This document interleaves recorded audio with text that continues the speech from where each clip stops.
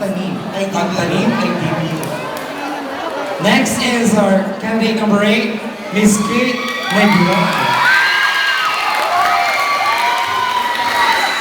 Okay. Hi, Kate. Ready ka na ba sa tanungan portion? Okay, it's okay. You pick question number? That's question number 5. Now here's your question.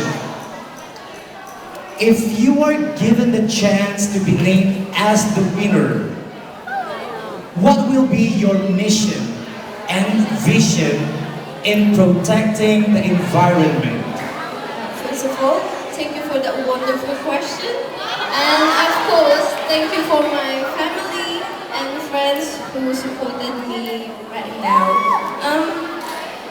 If I would be crowned tonight, it is a good opportunity to approach our barangay or our community to participate their projects regarding in helping our environment.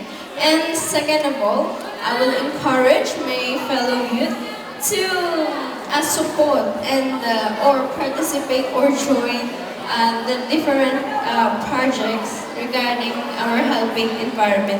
It is very important because God created God created this world, so we must protect and save this.